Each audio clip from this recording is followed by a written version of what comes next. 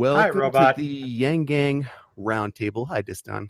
I'm Shael, not the robot. That's Craig, our friendly recording robot.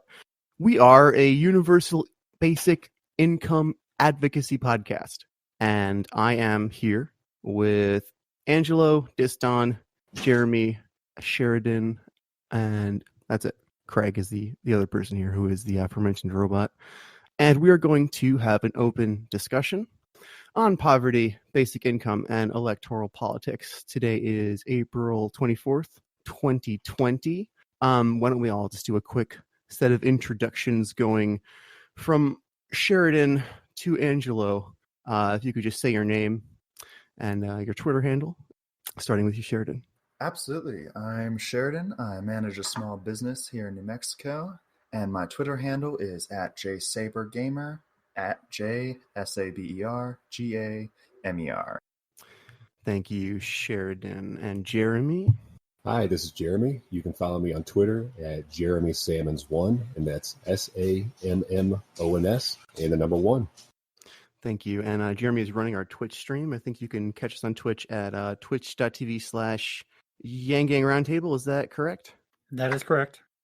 Fantastic. Thank you. And Disdonn, would you care to introduce yourself, my friend? Hey, I'm Disdonn. I'm a Twitch streamer, speedrunner, and charity organizer. You can find me on Twitter at DisdonnPlays. That's DisdonnPlays, and also YouTube and Twitch at the same name. So yeah, I'm everywhere. Thank you, Disdonn. And so glad you could make it back today. We have Angelo Mendoza. Hello, my name is Angelo Mendoza. You can find me on Twitter at Hellion Hellfire. Thank you. All right. So who would like to begin the open discussion today? Can we get through the elephant in the room of yesterday's coronavirus briefing? Oh my goodness, please. Can we just suggest everyone don't drink bleach? Don't drink bleach. Don't inject disinfectants. I mean, unless you're looking for a fast track into a hole in the ground and being a corpse.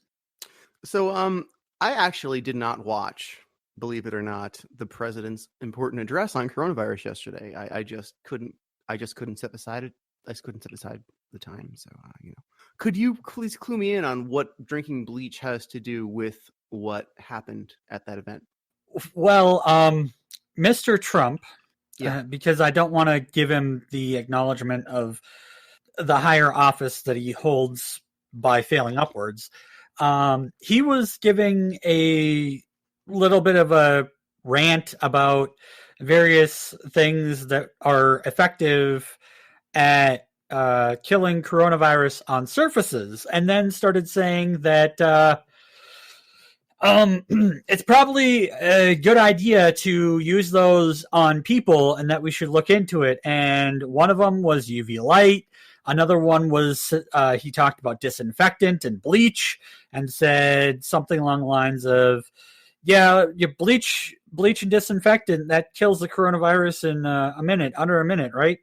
So why don't we get our doctors, our best doctors, to look into that and inject that into people and see how that works. And as if that fucking is how it works. Yes, that really happened. Because of that, the entire scientific community of the world is now excluding the U.S. from vaccine development on the COVID crisis. I cannot blame them. We are fucked. Like, at some point, someone else has to hold us accountable. Like, if we cannot do it to ourselves, right? In theory, that should be Mike Pence. We're strictly speaking in the realm of practice right now.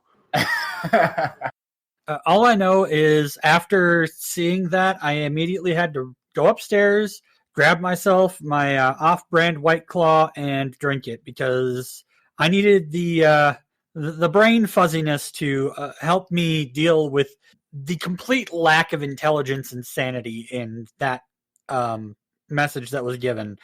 And the fact that there is now a lot of people who have to tell people not to drink bleach or inject disinfectant into themselves just tells you how far down the rabbit hole of stupid we have gotten.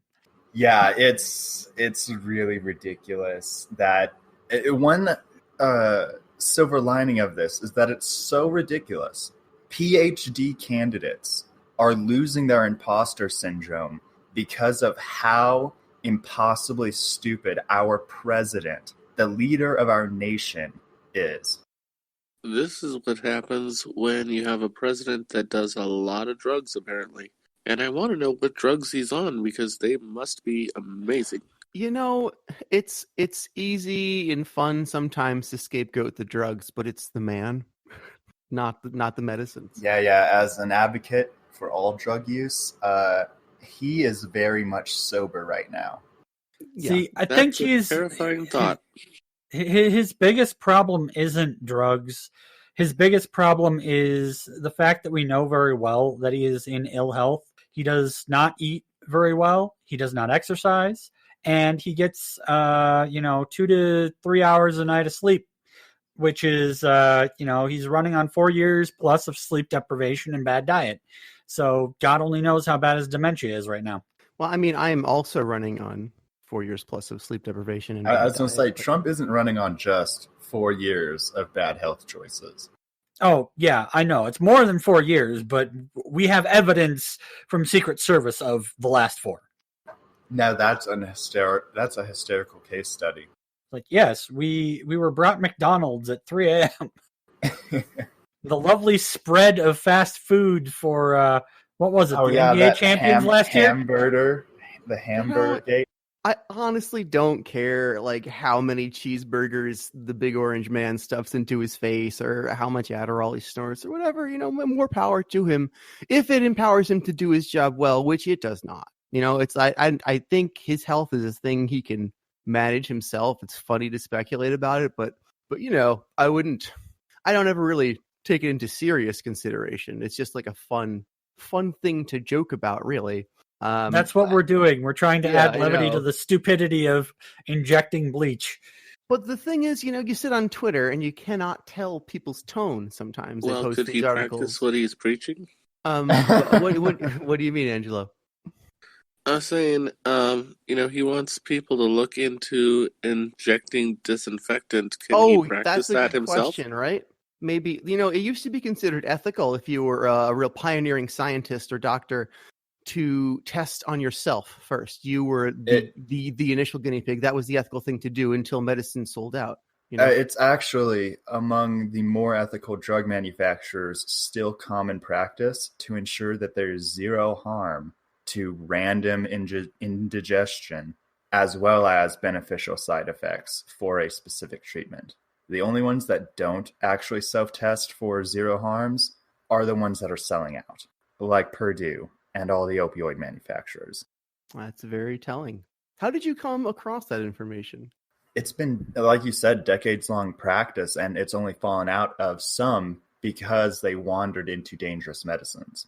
Yeah, I mean, I don't doubt the veracity of it at all. I'm sure you're correct, but I was curious. Like, that's a curious bit of information to run into. Did you just like read the Wikipedia? Do you remember? Did someone tell you? I wonder where one would run into that little bit of education. Oh, I actually got it out of my EMS course. I was practicing a couple years ago to become a basic EMS first responder. But then I dropped out of that to do more retail and make a little bit better money in a safer environment. Wow!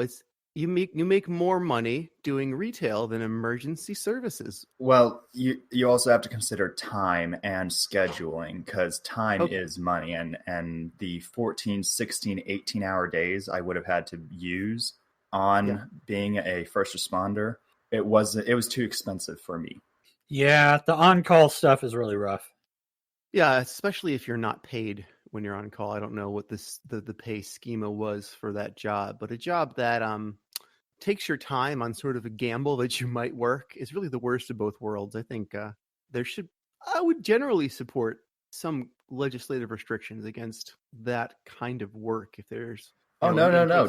Don't even worry about such complicated proposals like that, Shael. The simple answer is a basic income.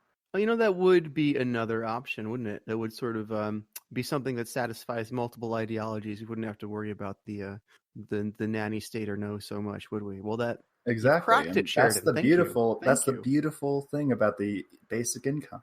everyone gets it. And if you want to get rich, make a business.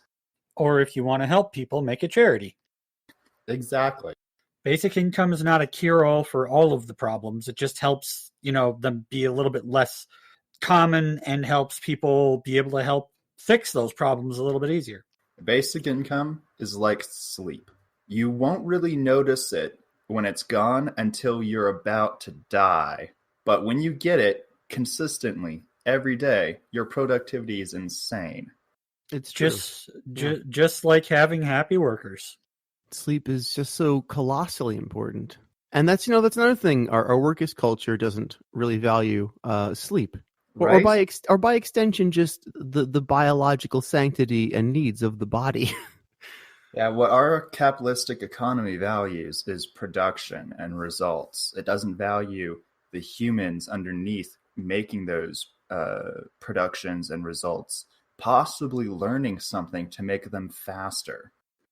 So what else is going on in the news cycle right now that's relevant to our program? Angelo, you are pretty plugged in to the Yang Gang. Do you want to talk a little bit more about your ongoing initiative to go before Congress with UBI supporters and who might be involved and how that's going, when that might happen? We are actually getting ready to talk to our Congress people as soon as Congress is back in session to get a formal invite and to find out the time and medium for the testimony. We're also currently looking for people to help with researching COVID-19 and also to research bills that are on the table right now so that we can make sure that we are pushing something that isn't a political hot button. For anyone who's listening, how could they be involved with that? Just contact me and I'll get them an invite to the Slack and or work with them independently off of Slack if necessary. And your Twitter one more time is Hellion Hellfire? Yes, it's Okay. at Hellion Hellfire. Thank you. And Angelo, when is Congress reconvening? May 2nd or May 8th? May 4th. Oh, fantastic. I was wrong on both. May the 4th be with us. I knew someone was going to say it. I know the House was too. in session. The House was in session yesterday, and I thought they were reconvening again today. Is that just strictly for the Paycheck Protection Program? Are they not hearing any other legislation? That's what we've heard, is that at least all of Congress hasn't fully reconvened until the 4th. Yeah, and I really hope that they don't push that back again, extending their paid vacation. I mean, they might. We have Georgia that's about ready to reopen everything before Monday. And then Texas and Ohio and South Carolina. Monday? Yeah. Yeah. As egregious as their being on Wow. a paid vacation is, I mean, like the bigger issue is indeed that when states are starting to quote unquote open up, whatever that means, partially due to political pressure from top down from governors and stuff who want to grandstand, make a show of their strange economic politics in action that they must present as working, even though they clearly do not, and partially from the bottom up from poor people who work as a way of life. One wants to work because they are not surviving well now. They are destitute. So it's very important that Congress pass a second stimulus for all people. I haven't yet gotten my $1,200. Fortunately, my brother did, who I live with, and That so is good, because we're safe for now. Jeremy posted in the chat a wonderful, wonderful picture of what's going on. Nancy Pelosi eating ice cream in front of her $24,000 worth of fridges. Yeah, those tasteless and tone deaf. And I'm happy for any. I mean, look, I'm of two minds about it. I don't like insubstantial politics. This is not really based on an ideology, voting record, and really not super job related. But It's a bad look. we're at kind of a terrible place in history where politics is sort of an engulfing like war, like a culture war and a war for your attention. So I'm happy for anything that takes Nancy Pelosi into a sort of more clownish, oafish role. She deserves to be viewed as a bizarro Trump and not a real alternative to Trump. So I'm glad for this cultural progression, even though it's unfortunate that it, has to come at the cost of muddying the political waters further. Wow, that's one heck of a concept. That Trump has brought everyone down to his level. Nancy, Biden, Schumer, McConnell, the entire GOP party. Well, he speaks to the lowest common denominator. You have to, if he speaks to the most people, you have to get the attention of the most people to win. So there's one sort of theory you can construct that goes, well, this is a winning strategy. Let's all adapt, right? It's a grotesque adaptation. Someone fed the Mogwai after midnight. Yeah, another way of saying it is that simply the mask is off of neoliberalism, and it was this way all along. So what else is happening in the news cycle that's pertinent to our program here? The Senate Majority Leader, I believe, has blocked in the Senate the $2,000 a month part of the next stimulus bill, but that is unconfirmed. I've only heard tidbits of that on Twitter. That's what I'm talking about. This, so the Yang Gang has someone running against him anyway, so let's hope he wins. The problem is that we need the money now, not in November. I'm sorry, Shael, what was that? No, I'm sorry. Yes, you're right. You're right, Disdonn. We need the money now. I need it. You need it. We all need it, and people need it more than us. But who are we talking about by name here? We're talking about Mitch McConnell and Mike Breuer. Is Mike Breuer one of the people who we have lined up as a possible guest? Yes. Jeremy reached out to Mike Breuer and actually got him to agree to come on the show. So that's fantastic. Thank you very much, Jeremy, for setting that up. And let me check my notes. He is going to be here not tomorrow, but 8 days from today. So our Saturday discussion on the 2nd, on May 2nd, we'll have Mike Breuer here. So that will be very exciting. That is very exciting. But yeah, Mike Breuer is a really exciting candidate to push McConnell out. But like Disdonn says, the $2,000 a month is on the table right now. And we need Kentuckians to call and bitch to Mitch that he is inadequate. Yes, please. If you are a Kentuckian, please call. If you have friends in Kentucky, please call. I think I've got one good friend in Kentucky. I'm going to text him, see if I can convince him to call, to complain, to tell. I've called my reps multiple times, telling them to get Mitch off his ass, telling them to, vote for the UBI packages, and none of them have sent any responses back to me talking about the UBI. They've been talking about the unemployment insurance stuff and the work guarantee, but nothing about UBI. Not a damn thing. And what pisses me off is that in those letters, because I get those letters too from my representatives, they always talk about working families and we need to keep workers employed while exempting everyone else. It's like, who do you think these people are working for? Unemployment is at 26 million right now. And that's just people who qualify. And that's only people who qualify.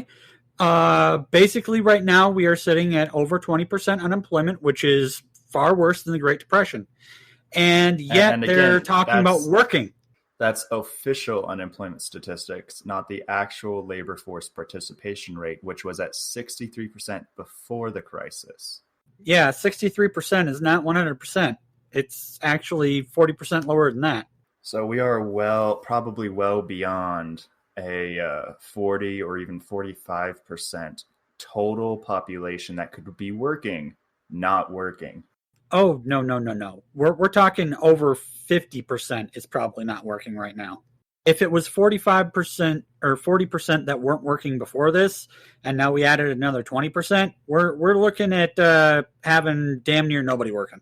Again, that 20% that you're talking about, the 26 million people, that's for the people who made it on to unemployment and got counted.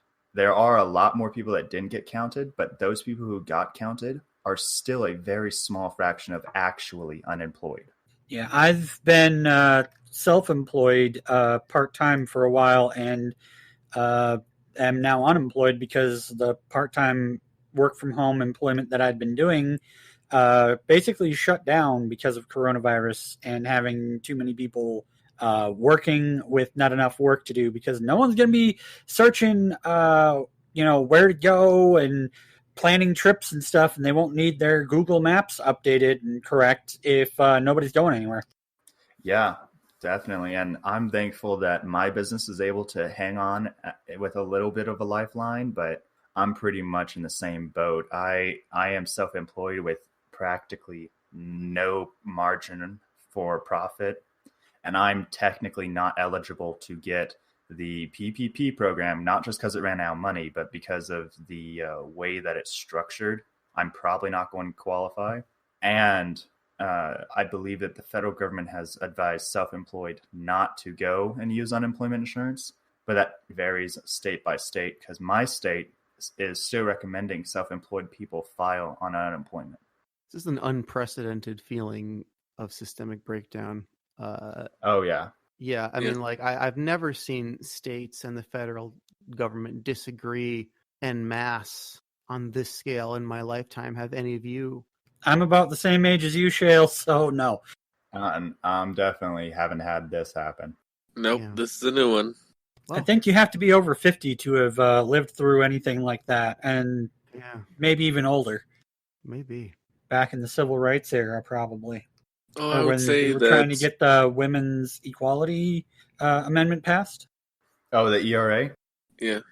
Well, historically speaking, I don't think even looking into the most recent history, we would find anything close to this. Like the closest pandemic would be the Spanish flu, and the closest thing economically would be the crash of 29, which, I mean, realistically, those are both almost 100 years ago, so none of us were around back then. And everything's changed a lot in 100 years. I mean, 100 years ago, we have computers. 100 years ago, we had Typhoid Mary, and pandemics were genuinely a lethal, dangerous problem that we had no remedy for. And part of the sorry, go on. And our police power has actually waned in times of public health crises because of our cultural shifts. Like some people in a handful of states are actually able to sue their state governments over the loss of rights because of this quarantine and lockdown. And to be honest, I think that's agreeable, because it was leadership's failure that allowed this dangerous pathogen to enter our economies. But that aside, police power 100 years ago for this was a lot stronger for public health. And that's just what I want to say. And, out of the 1929 crash, we got eventually Social Security, the roots. We had a lot of civil engineering programs where they rebuilt roads, and they paid artists to make murals and all sorts of shit. And the necessity of preventing the most vulnerable from falling into abject poverty. And that was, during a time when work was abundant. So people who couldn't work were the people that really need to be protected. And now everyone needs to be protected. We saw the value of just keeping everyone out of abject destitution, out of homelessness, out of material want for food, shelter, and survivability. And that's a thing society needs to function. And yet we cannot get a $2,000 one-time follow-up to our $1,200 initial emergency payment. The stimulus that I mentioned earlier, it was $2,000 for every month of this crisis. It was essentially a basic income to everyone who had a bank account. It is difficult to follow where Congress is with this bill, but that's great to hear. I'm glad that is still being seriously considered. I would be moved as long as Mitch doesn't fuck it up. Happened. Yeah, I could not imagine just how life-changing that would be for me and so many other people. I would not. I haven't made $2,000. Yeah, if Jeremy can definitely find it. The language of the bill is even more fascinating, because it not only does it provide $2,000 a month for every month of the crisis, it projects $1,000 a month for a year after the crisis. Yeah, it's pretty comprehensive. And I posted a link about, as you were talking about the states being sued for, failing on this, to see just how badly we failed. Apparently, the first deaths are being traced back to, early and mid-February now. And I'm guessing it's probably even earlier. They probably got mixed in with flu season numbers, because we know for a fact that the first deaths in China came around November. And so that means that from November to, whenever we started the lockdown stuff at the beginning of March, I mean, that was completely uninterrupted travel. We had flights going to and from China, to and from Wuhan, to and from, every country in the world. And this was just silently being carried out until people started getting sick from it. In March was when we first started quarantining international flights of Chinese nationals, and only a handful of Americans from one province that has, I believe it's the Huaiji province, and it has the city of Wuhan in it. And that's the one province that the federal administration labeled as quarantine worthy, along with Chinese nationals. Nobody else on the entire planet, when we know that this is a planet-wide pandemic. Oh, fun fact, actually, the strain that we have here in America is COVID-L, which is the mutation that happened in Italy. The version that most Asian countries got is the original one from China, which is COVID-S, which is far less aggressive and far slower spreading. So the COVID-L version that we have is both more aggressive and way more contagious. I heard in a Kim Iverson more video that we had both L and S in America. If I could sprinkle in more nuance into that, some hotspots like New York and Los Angeles have both strains because of their international travel. The L and S varieties also have a variety of different properties. I believe the S is more heat resistant and the L is more cold resistant. So the areas that have both strains are going to have year-long problems until a vaccine is distributed. And even then, they'd have to have a vaccine that's distributed that takes out both. And we know how well that works with our yearly flu vaccines, and not even counting if it mutates between now and then. Well, fun fact about COVID in general, well, the COVID-19 virus, is most viruses are RNA-based. COVID-19 is DNA-based. I actually want to correct that. It is not. It is still an RNA virus. It is just a mutated RNA virus that has a copy check mechanism. Yeah, Caroline was commenting on this briefly before she got very busy. It would be great if we could have someone with a real clinical understanding of this, because it's interesting and it could be significant in how we treat the virus. I'm sure there's a virologist and epidemiologist who is very interested in basic income we could find. Yeah, it's at this point, we first heard about the virus in late November to mid-December, and then we didn't start actually doing any sort of lockdowns until March. That's a 3 to 4 month gap of no, and I mean no, work done by any countries really to contain this, except China, once they realized that shit was getting bad.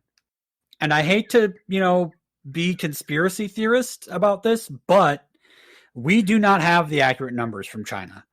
The reason why we know that we is don't have because accurate numbers from anyone, but China has been egregious in their censorship and mislabeling. Yeah, and the reason why I'm saying that is because we're talking about the city that it started in. It's a city of 11 million people, and you're trying to tell me that a virus this contagious only, affected, a handful of thousands and killed, another handful of thousands? That's not possible. There's at least 1 million cases that happened in that city before they were able to tamp it down. And we don't know how many people died, but we know that the streets of a lot of Chinese cities have been empty for months. I completely agree that the Chinese numbers from the actual federal Communist Party, or at least their version of federal, are inaccurate. However, in the city of Wuhan, I could believe those hundreds of thousands infected and thousands dead because of the way China operates. They have Sesame Credit, which is essentially a statewide surveillance system on behavior. They have incredible centralism in their health systems, and they also have incredible authoritarianism when they use their lockdowns and quarantines. They were brutally effective in stomping out this virus. I can completely believe those numbers. I will agree that they are not as low as they are, but they're not in millions. No, at least not in Wuhan. The question, Exactly. though, is, with you're talking about the authoritarianism, like how many people were, not killed by the virus, but killed to contain the virus? Because I know, what is it? The Philippines, the leader of the Philippines is saying that he's about ready to start shooting people who are sick with it.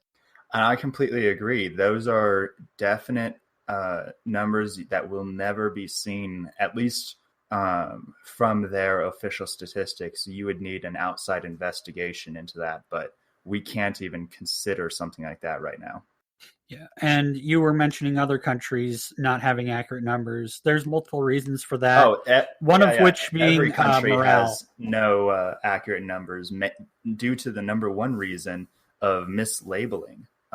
The number of pneumonia deaths in every country has starkly risen simply because doctors don't know about COVID. And now they are definitely counting them as proper COVID deaths, as more symptoms, as more diagnosis and prognosis of, profiles come out. But in the early months, we thought it was just some pneumonia was getting bad. Well, also, there's an incentive even here to underreport numbers. For example, I found out that in Texas, they weren't reporting COVID cases from prison inmates, and they were quietly having them treated in a different county.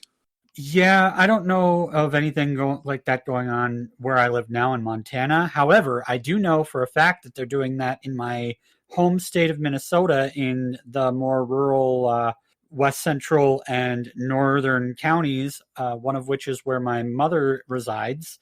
She went in mid-February complaining of pneumonia, bronchitis, and they tested her only for the flu. And it came back negative, but they kept swearing it's the flu. She still has symptoms. She has not recovered fully.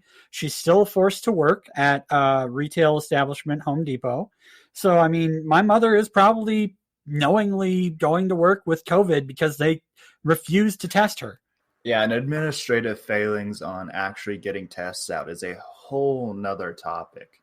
I actually think we should get onto it because Trump, this is my biggest problem with Trump, like in all 4 years. In all 4 years, this is the biggest problem I've had with him.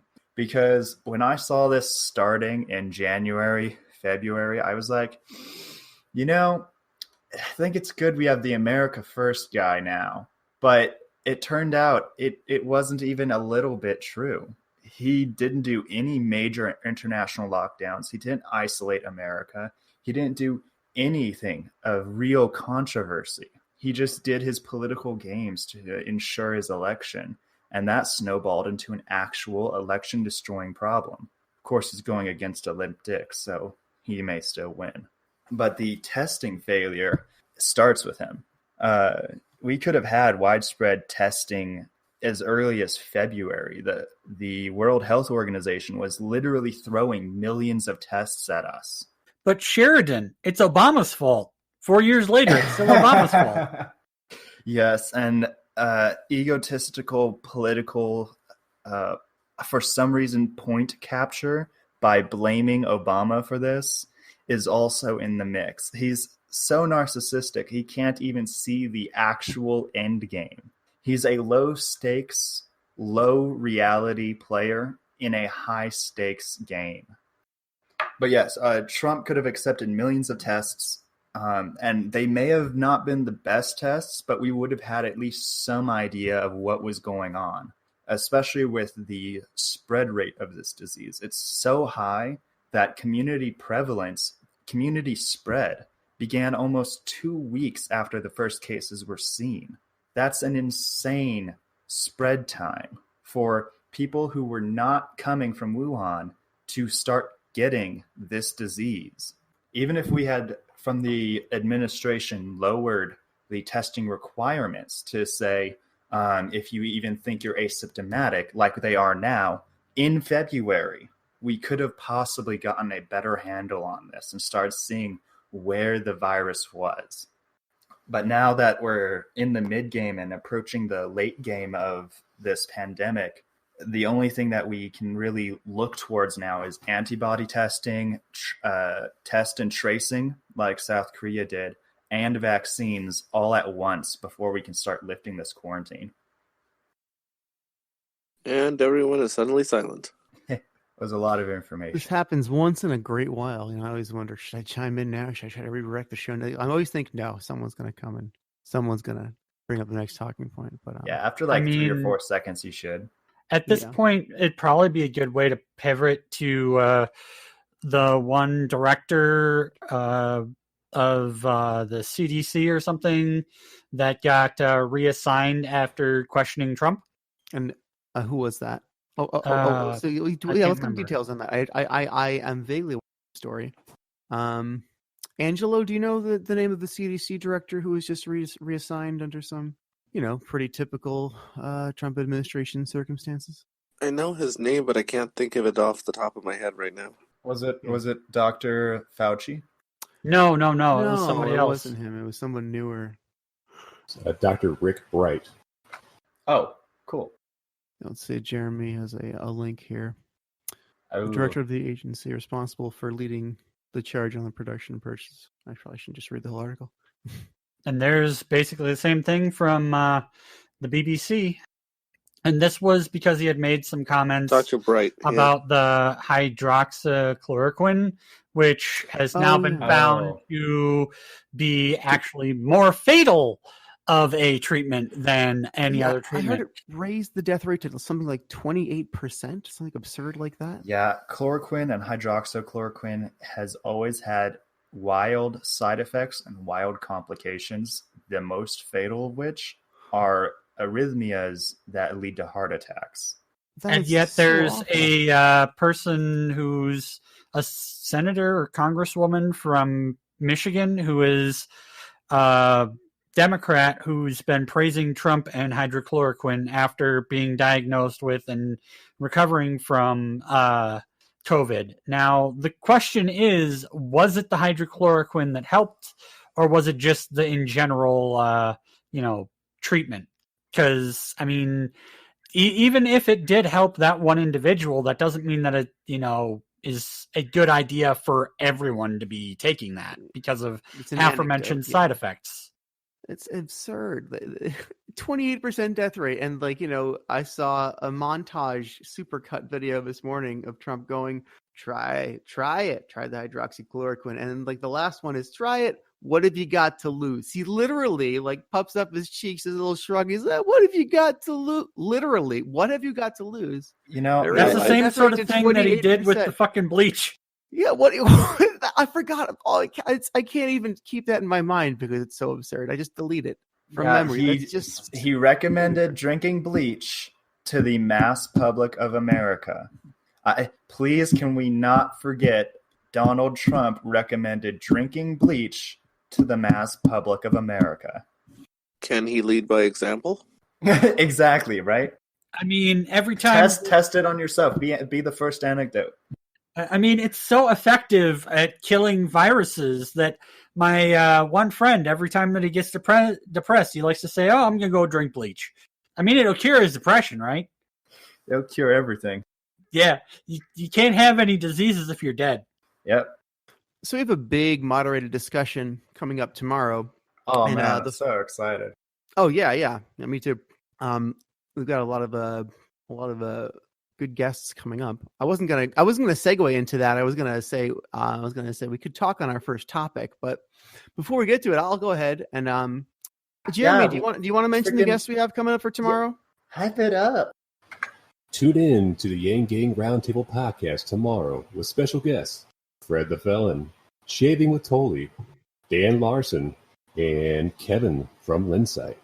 Thank you so much, Jeremy. It's a fantastic voice for that too. It's just perfect. I think you received a compliment on your voice the other day on Twitter. Yeah, I'll take it. Yeah, it's a good thing I got a face for radio. Yes, you need to make a Craig note and clip that for a trailer. Okay, post it all over Instagram and Twitter.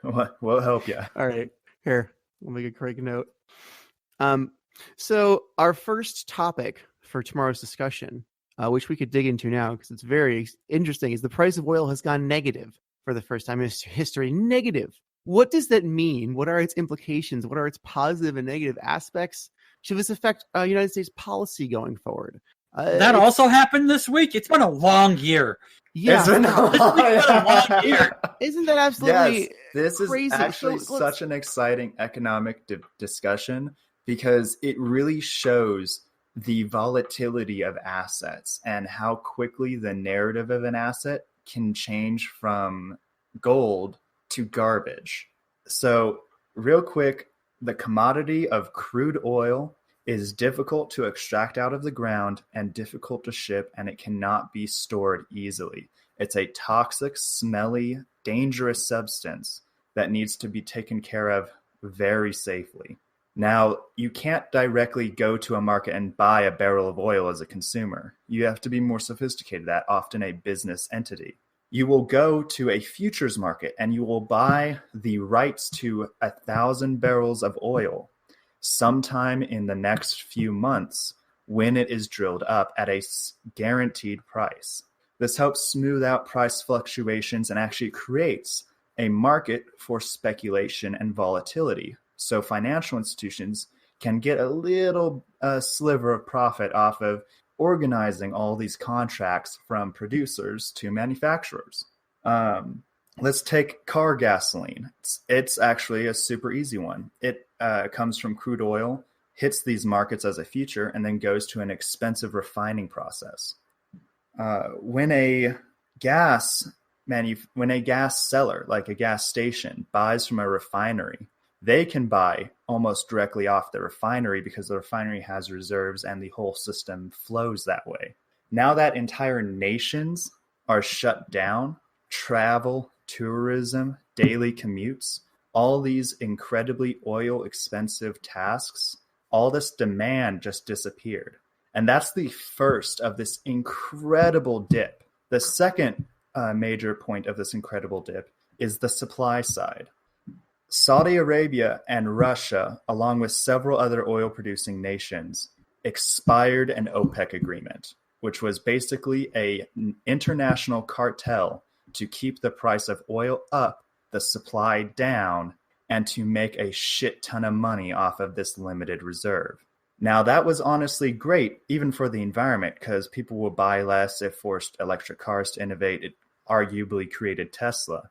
But they got into a little tussle since that OPEC agreement just went out the window. Both nation states started producing oil like crazy, creating a huge supply increase in the overall market.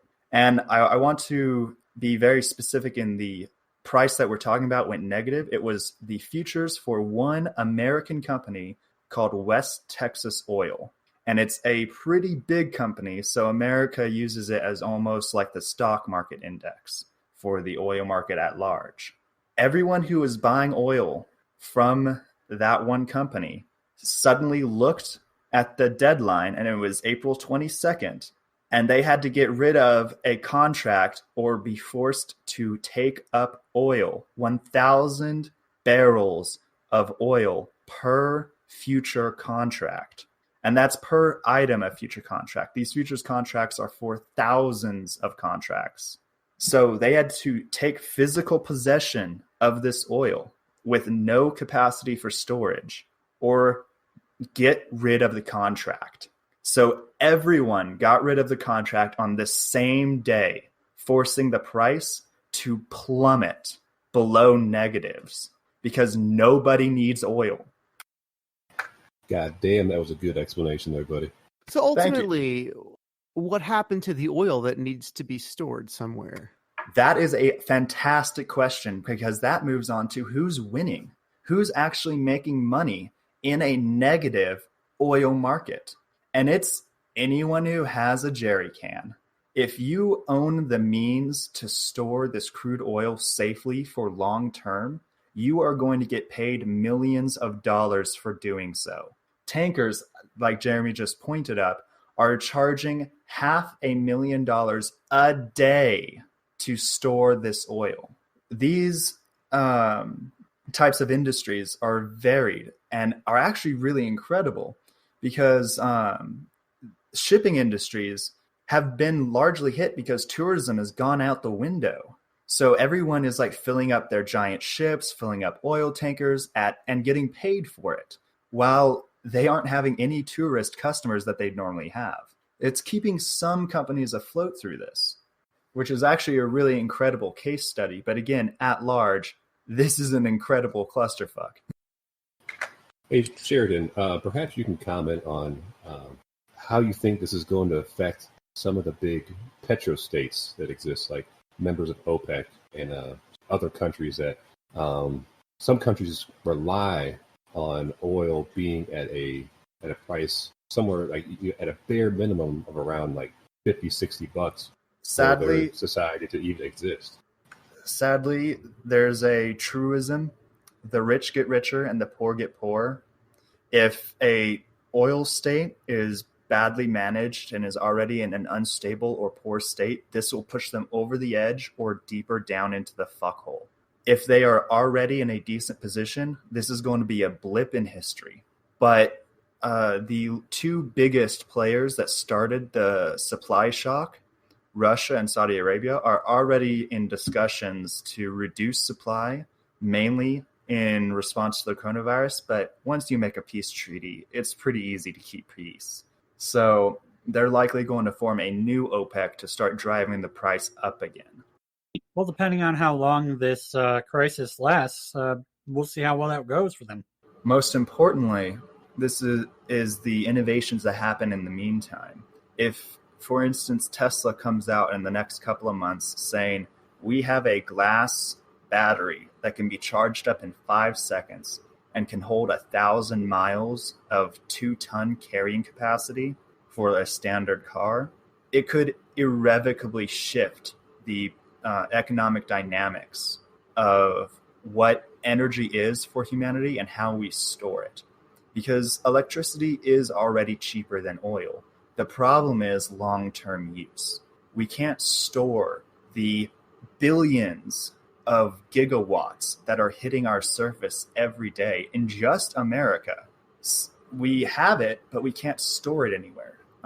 People are suggesting using gravity batteries, using power stations and their grid capacity. But ultimately, it comes down to massive storage at a quick speed that can be adjusted fluidly. And that's why oil is still the top game right now, is because you can store a liquid fluidly, easily, for a long time. It's a strange situation with oil being connected to specifically the United States dollar, too. So there's this huge vested interest in oil maintaining key to the function of the world's economy. You know what I mean? Well, I only discuss it in terms of the energy sector. Oil is incredibly useful for everything in our economy, from computers Plastic. to exactly, from computers to tanks to weaponry to everything we use, clothing, even the packaging for your food is all uses petroleum to manufacture that plastic, cardboard, and lamination. I mean, until they get their heads out of their ass and actually legalize hemp and marijuana again, because I do. That want was to one of the correct you, reasons John. why it was made illegal in the first place. Was it encroached on paper and oil? yes, it did encroach on paper and oil and had lobbyist money from it, but I do want to pin the blame on the main culprit of its illegality: hysterical, xenophobic racism. Oh, yes. That aside, hemp is federally legal. It is federally legal as of the 2018 Farm Bill that President Trump did sign, one of the handful of great things he did. And companies can manufacture plastics and clothes out of hemp now. Now, that's on a state-by-state basis, and which states actually allow full growing and manufacture and how they can dispose of their hemp appropriately. And most states have like licensing that you need to do and check exactly, out some shit. And regulations, which is really, I think, a fantastic model. And if we could do the same for every single drug, just strike down the CSA, we would have effectively ended the war on drugs and allowed states to become laboratories on what works and what's obviously a dumb thing to do. But yes, hemp can largely replace a lot of the manufacturing that oil produces because of its strong polymers. But with the prices going this far negative, which it has never done. Never in history has it ever been negative. What kind of social unrests are we going to be looking at? Because the main countries that are, profiting off of it are already fairly unstable at the moment. We're talking, a lot of countries in the Middle East. We're talking Russia. We're talking, Venezuela. Well, Russia, Saudi Arabia, and the UAE are actually fairly stable. Yes, they have shocks in their market, and their markets are very heavily tied to oil, but they're producers. On the production side, it's a little different. And being a nation state, they can pretty much make say go. So they don't have any big concerns beyond, farming their own food. Venezuela, however, does have a huge problem because their mismanagement was incredibly tied to the markets of oil. Yes, they're a producer, but the way that they leverage themselves and their public company, their single public company that their entire state economy is tied to, is heavily leveraged in the markets and in futures. It was actually where a lot of the wealth of Venezuela came from when oil was worth $50 a barrel. And when oil crashed, it was actually the major trigger for Venezuela tumbling into the deflationary cycle that we've talked about before. Rather, inflationary cycle with deflating growth. Because the inflation was caused by the government just printing their problems away and creating more generous welfare states instead of creating higher taxes on the single export they relied on. I mean, I guess we can probably bring this around back to the reopening of states like Georgia and Texas and South Carolina, which are, it's getting towards summer. Those are all, coastal states. They all have pretty big tourist businesses. And because of this oil shock, price is going to go so far down that when these places open, there's going to be a lot of travel. And what of that travel is going to result in major spikes in COVID cases? That's a pretty big assumption for the travel. The reopening may happen, but the COVID scare is so deep in consumer markets that even before the public officials instituted lockdown measures, over half of the population stopped doing their normal activities. And I'm taking this information from Dan Price's company, Gravity Payments. They released all their data for the small businesses of Seattle. And they are also a coastal, hugely hotbox area for tourism. But when the COVID scare started in February, before lockdowns took effect, over half of small business revenue disappeared because people stopped going out. So we're talking about the other half then that will be out and about and spreading things around. So again, maybe not, because that's only half of the people who were still going around unknowing. Now that it's so publicly known that this is a fatal, dangerous, rapidly spreading disease, it probably pushed that number down even further to only like Trump's base, like 20, maybe 30% of the population. Again, 20 to 30% of the population is still a fairly large amount to I completely go out agree. and spread. I completely agree. It is a very dangerous situation, but I mean, if Georgia is willing to be a case study in Darwinian selection, then so be it. I mean, I'll give my prediction, and since we just went over 50,000 confirmed dead, and that is, barring the earlier discussion of, possibly lower death counts and lower attributions to, appease Trump and the government for more testing and supplies. We're halfway to 100,000 dead confirmed, and my guess is by the end of May we're going to hit 100,000. I think that's an accurate prediction. I really think it is. Because this isn't just a one and done thing. This isn't just going to disappear after the peak. And I hear people talking about the peak day. I'm like, peak days don't matter. That just means that we're over like the possible worst of it if we keep doing what we're doing forever, until we actually have an immunity developed, which is a vaccine or antibodies. And that's going to take a long time to get effectively made, tested, and distributed. Yes. So when people are talking about these peak days, I have to remind them that there's going to be a second wave if we don't keep up. That's exactly what happened with the Spanish flu. The initial wave wasn't that bad, and then people got a little too comfortable, and the second wave is actually where historically it got very deadly, and they started seeing deaths on a much more massive scale, and the virus began spreading like wildfire. So thank you so much, Jeremy, because the waves are actually really important to understand, as well as the flattening the curve graph. All of our hospitals only have so many beds, and that's mostly by laws to keep the price of doctors and hospitals high, because by keeping supply low. That second wave where most of the deaths happened was because hospitals could no longer care for the incoming patients. People were left out on the street to die because we could not take care of them. That is the real dangers of a second wave. And I cannot hammer home how important it is to stay the fuck home and keep flattening the curve until you get injected with antibodies or a vaccine. You would also think that at some point, without a host to replicate, the virus would eventually die.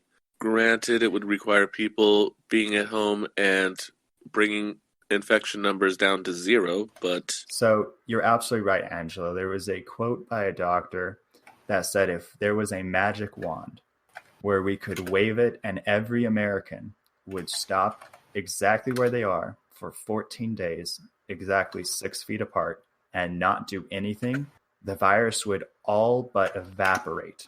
And the reality is that won't happen. Medicine needs to be taken. People need to go to the grocery store to get food. Life has to still sputter on until we get back to full running.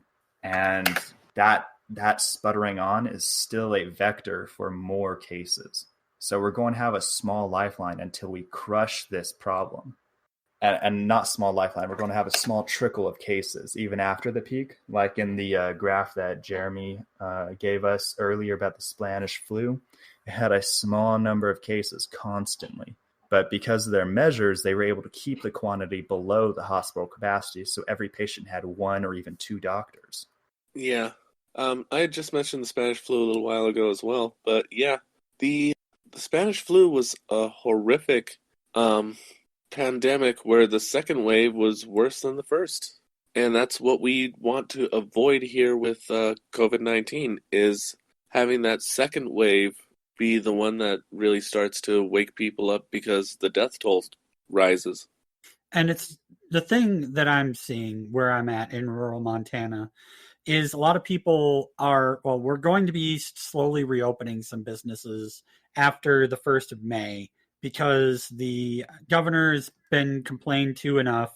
He's been trying very hard to, keep us closed and keep the, only the most essential things open. But he's planning on, reopening hair salons and bars and suggesting the social distancing, which I know isn't going to happen because people are stupid.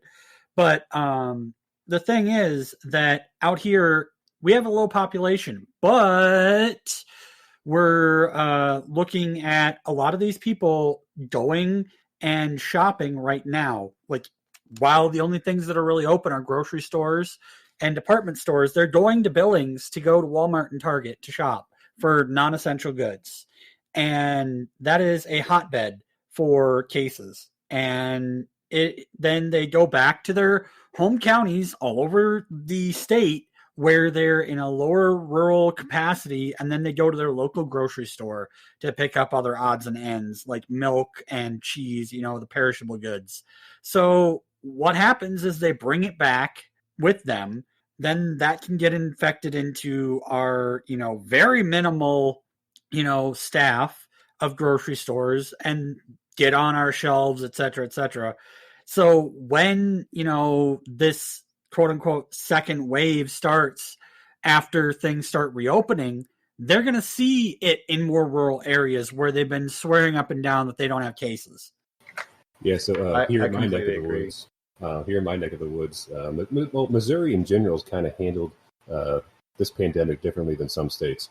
So our governor, Mike Parson, instead of stepping up and handling this responsibly, he passed the buck down to the individual counties of our state to figure out how they were going to regulate what stayed open, what closed, and what have you. So starting today in Franklin County, golf courses, movie theaters, concert halls, gymnasiums, exercise and fitness studios, bowling alleys, skating rinks, these are all back open for business today. Wow. That is incredibly reckless. I don't mean to be harshing on your county, but that is incredibly reckless. Now, can we recall what happened with Rand Paul and his gym usage? What happens when you use the gym? You sweat, right? And COVID can be spread by sweat, right? Well, COVID is also airborne, so that's a place I want to be in a pandemic, a place where people are breathing hard and breathing out much more forcefully than they ordinarily would be.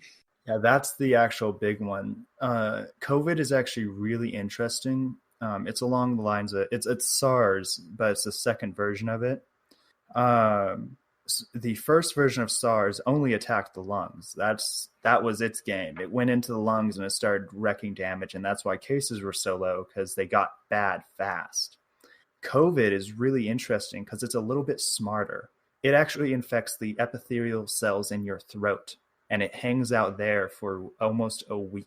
That's where you hear the asymptomatic for 5 days line, is because COVID is multiplying in your throat cells.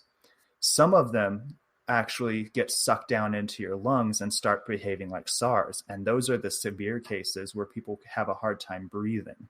So coughing, breathing hard, having the virus come from your throat into the air and hang in the air is its main way of traveling.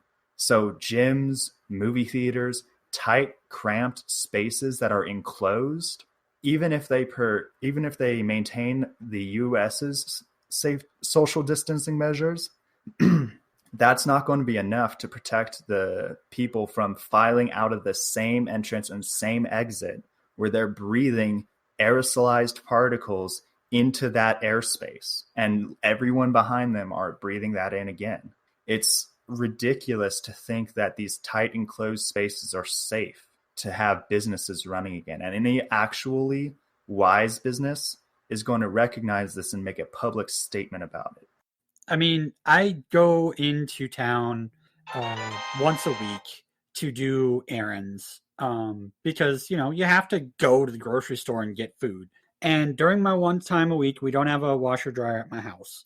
So I go to the laundromat. The laundromat has the best, I guess, deterrent for people to not be in there in large groups or even bring their kids, because they have two big signs basically covering both of the glass doors that open the laundromat. One has the hours that there's an attendant, and the other has big bold letters, detailing, keep it limited to so many people at a time, wash your damn hands 6 feet apart.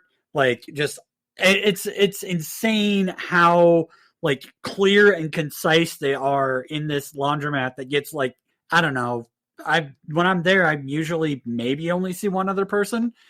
So like, yeah, it's, since we're not having the big oil rigs being worked on, there's not a lot of people going to the laundromat. And yeah, they're taking it fucking more seriously than everywhere else.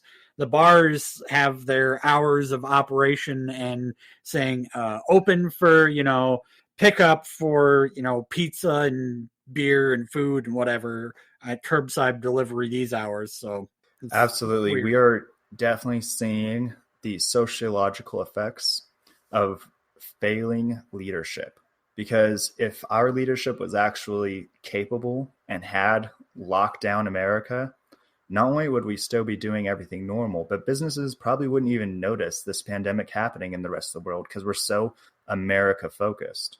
When leadership like this fails, it falls to everyone else to pick up the slack. And that means the owners of individual businesses who know the basics of public health. That's a beautiful trending tag to see. Congress pass UBI. It is so disgusting that the $2,000 a month proposal is just out of the bill already. Yeah, I'm kind of out of the loop on that. So, Shael, when you mentioned that, are you just saying? I'm just going by the headline of a link that was just shared in our group DMs on Twitter, which I didn't click through because I was just trying not to get too distracted from paying attention to the show here. That link on Twitter is actually part of the reason why that is trending, because it has a link to a page where you can contact your representatives and or all of Congress and tell them that they're being fucking idiots and that they need to pass UBI now. You know, what I've been doing by calling them every frickin' couple, days. Thank you for that. Still had 0 of my reps in Montana giving me any positive feedback on that, but that's why we got Dan coming on the show again tomorrow, right? Because he's going to replace one of them. Yes, he is. Yeah, he's coming on the show tomorrow. And yes, Steve. Rich don't want us to have money. Steve being someone who's currently in our Twitch chat right now. Oh, hi, Tabletop Steve. Thanks for joining us. Hello, Steve. Hey, Steve. My name's Ariel. So, also, welcome, Ariel. Oh, thank you. Yeah, I was just kind of like eavesdropping, but yeah, I'm just as disgusted as what's going on as all of you. And it's funny, I read something on Twitter from James Treacle. He says, hopefully competence makes a comeback. Like competence comes back with a vengeance somehow.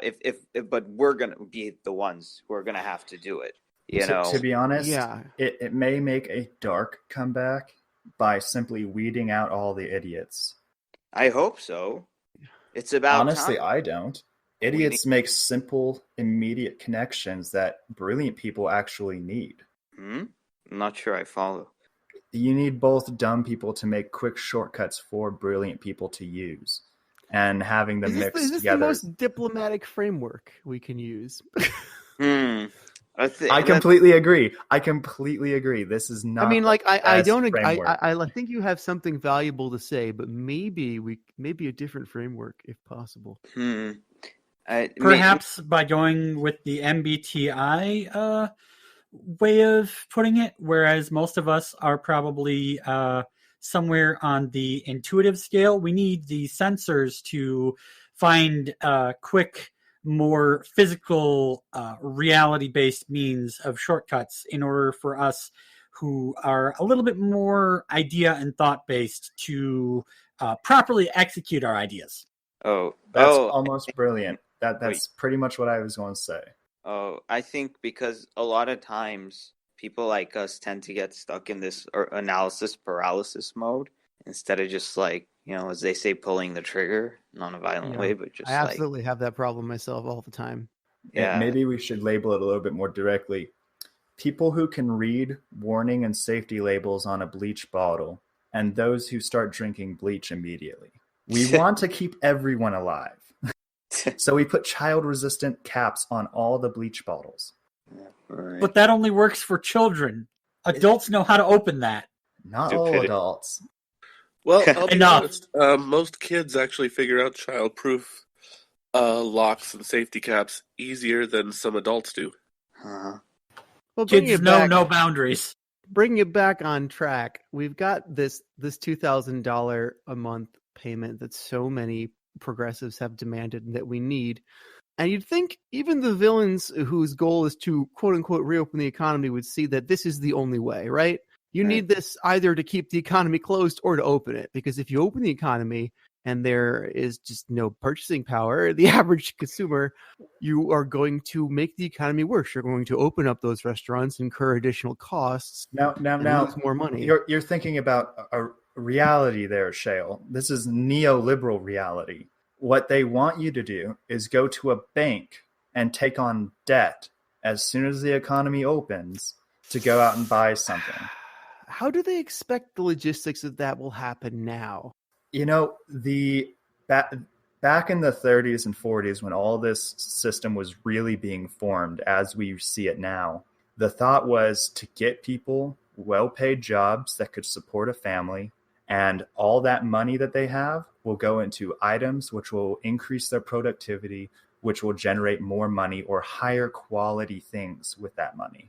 And overall, the wealth would be built.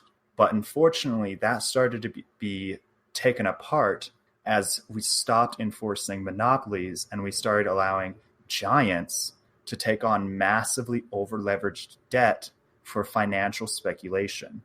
That largely happened in the 70s. So to put it into a more simplistic term, here's a credit card, Shael. It's got a very reasonable interest rate of 0 or 1%.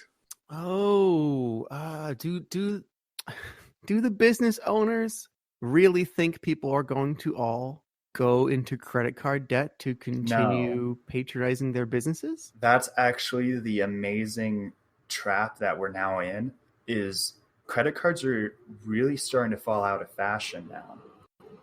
And where's that money coming from when there isn't any jobs? And what's the consumer market based on then? Those are the big questions our government has to deal with in the next 5 years.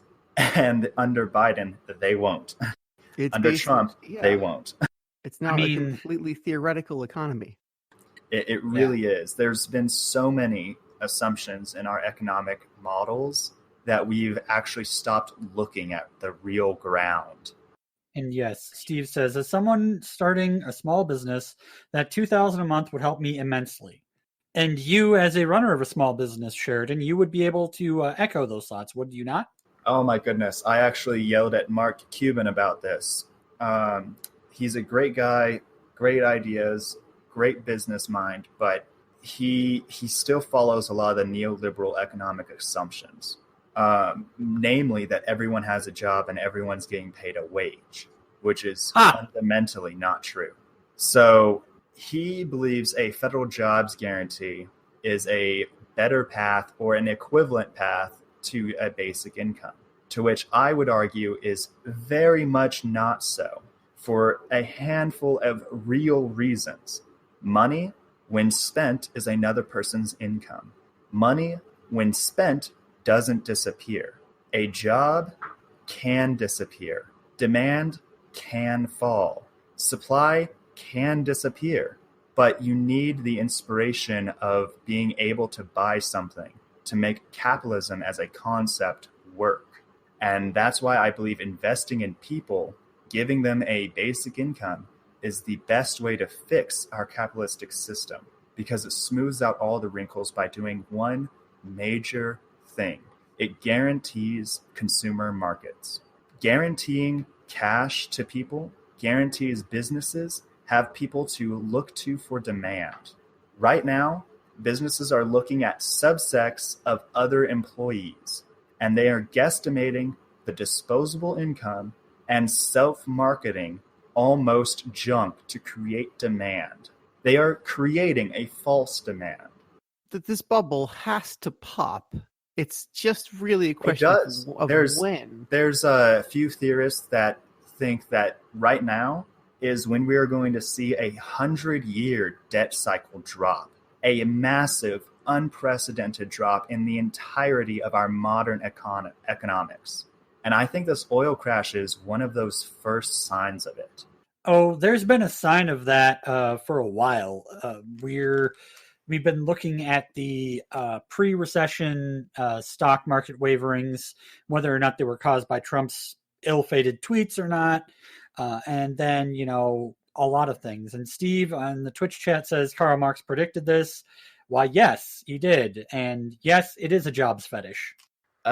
So I have a lot to say on Karl Marx because he and the communists correctly called out that the system is flawed and that some subsections of the system can abuse it.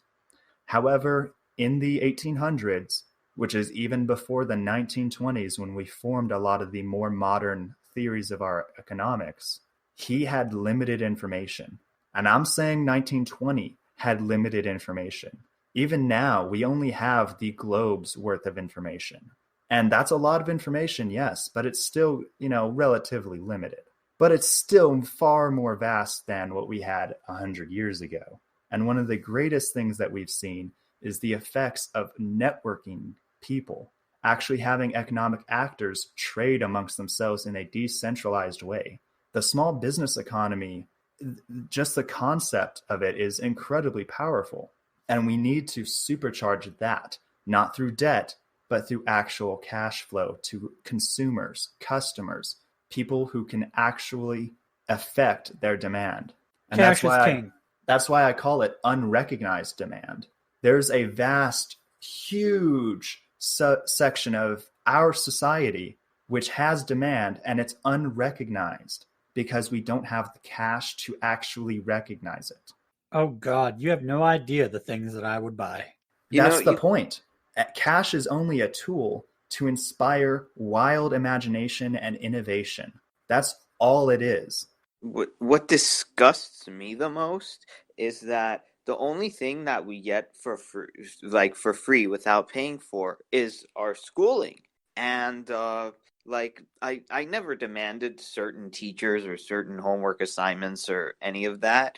And then what schools get funded through property taxes, right? So if we can flush the schools with cash that comes to them automatically, then why the heck can't we just do that for the people with the same way we do for the schools? Because we never make young people pay. That's again a realistic viewpoint. We're dealing with a neoliberal framework of, well, they can just get a job as a policeman or a fire department fireman, or get a job as a teacher and get paid that way by providing a service to the government. Right. Is it Sesame Street? They're idiots. So when are we going to finally see neoliberalism keel over and die? It's just like, well, like I was saying, where are the pro-business people going to Congress going, hey, I need you to create customers for me who can pay me. Come on, give them the money. That's the joke. Right here. Is small businesses are the ones who need customers. Big businesses don't. Big businesses are in an entirely different dynamic. They can actually sell to other businesses. And more importantly, the multinationals can sell to other governments. And governments create real value. They can immediately tax their citizens, and that's real value extraction.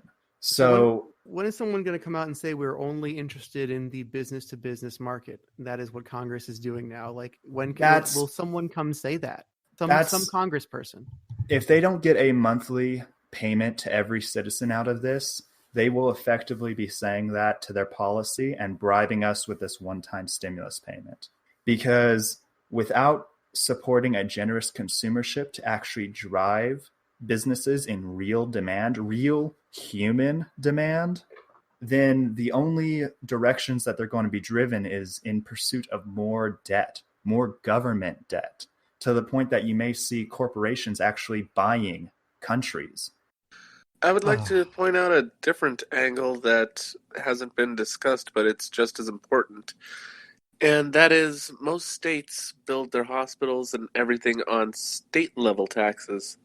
Now, having a UBI that is every person in that state has an income also means that that's more state taxes coming in. That means more revenue to build more hospitals, more infrastructure to better be able to handle this thing and handle the overflow.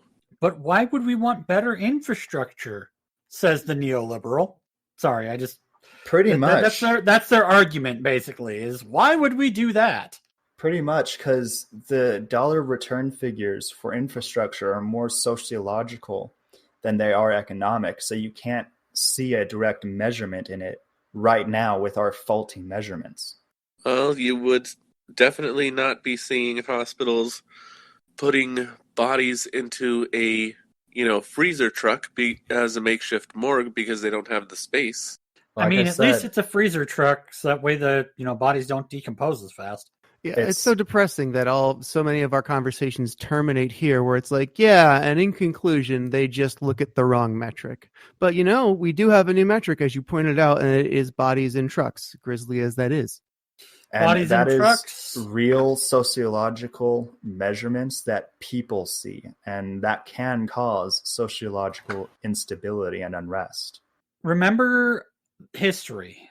The majority of our Enlightenment period, the reason for us getting America and the policies and John Locke and all of the philosophers whom inspired our founding fathers, that was all started by the Enlightenment, which started because people were locked in their fucking homes so they don't die of the plague. So there is some argument that the Enlightenment did help push that, but I really, really think it was more mass starvation that the after effects of the Great Potato Famine and other famines across Europe caused. It would be way before the Great Potato Famine, because that was mid-1800s. You're right. I'm trying to think of... There's so many famines back then that don't have names. Well, the majority of the famines that you're speaking of were partially caused by the lack of farm labor due to the large death count of the Black Plague. The other famines were because of the trampling and destruction of fields during the many, many wars that also were happening during the time, like the 100 Years' War. Oh, man. Yeah, the actual 114-year war. Yeah, it's funny that it was 114 years, but they call it 100 years. And the War of 1812 was actually 1812 to like 1814. It's amazing, though. They get some right. Like the 30 Years' War, actually 30 years. Yeah, I'm really glad we're out of those random wars for territories and resources. It's far cheaper to extract and trade. I mean, you say that, but hopefully we are still out of those random wars. They could potentially have a resurgence if there is enough societal instability. There is absolutely going to be resurgence of some wars, but they're not going to be conventional wars like we've seen in the past. Like, remember in World War I was the last war that the horse was around. After that, it became fully mechanized.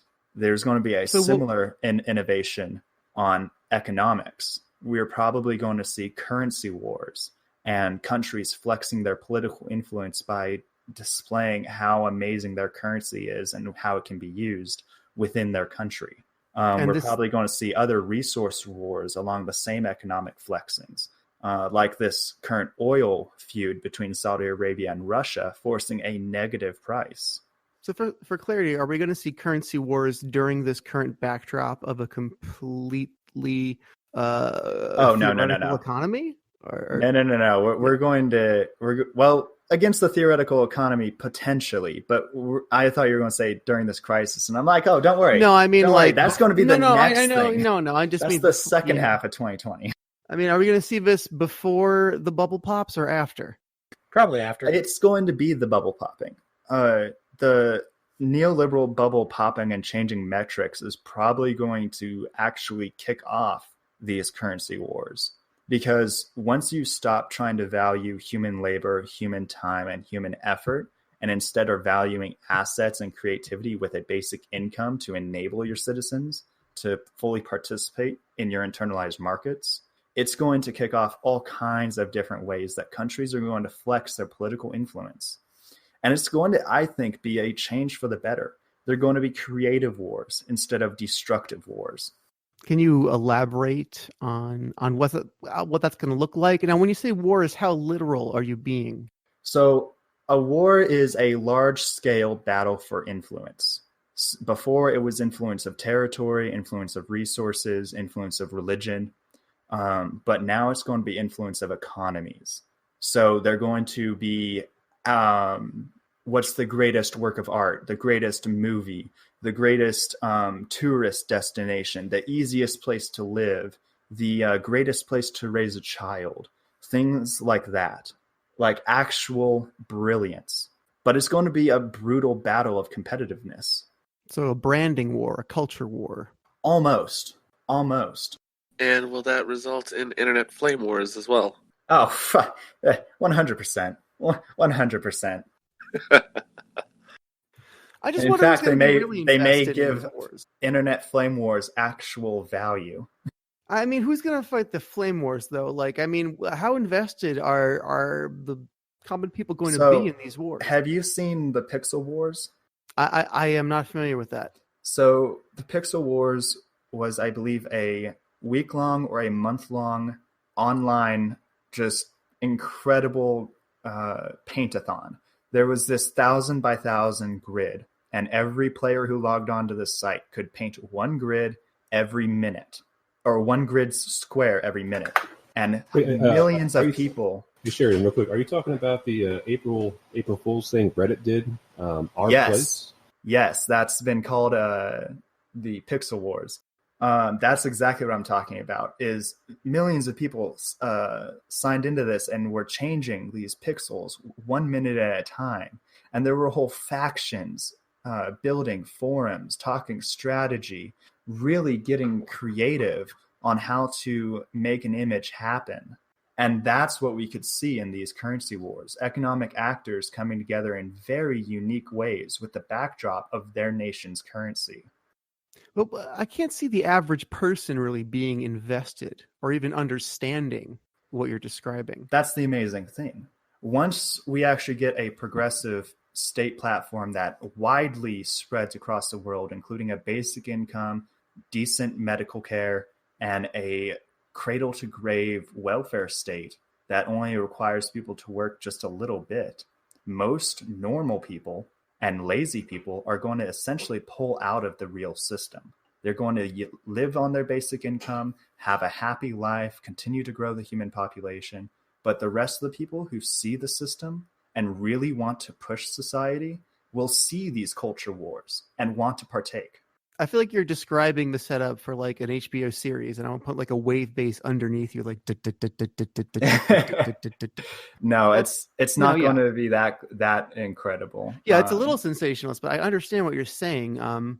If you have the opportunity to not participate in the economy, and when you don't need to, you may just not. When you look at high earners and high performers in companies, you start to see that they're given a lot more responsibility, a lot more tasks, but the rest of the employees, they're just pretty normal, and they just want to live their normal life, not really do anything innovative or insanely creative for the company. So that's what I base that on. Well, Sheridan, I have a counter argument for you, and it is, what color is the dress? You remember that? I remember that. I'm trying to figure out how that plays into this here. I'm actually not. I'm not recalling that at all. Yeah, I'm curious. There was a dress that had unique colors based on people's eyesight, where some people would see it as blue-black and others would see it as white and gold. And just there were huge debates online over what color the dress was. And then it was revealed later that it was all because of Photoshop and adjusting the brightness and contrast to a point where it made it appear different with that just fine-tuning of eyesight. And also just individual eyesight based on color perception. I actually do remember this coming around now. I remember that, but I did not get that explanation at the time. That's good to know in retrospect. Yeah, I always thought that the issue was the technology, how it was actually displaying off of different phones and different computers. Has anybody else noticed that Tabletop Steve is in here? I was wondering whether or not he actually was just listening in or if he was able to speak.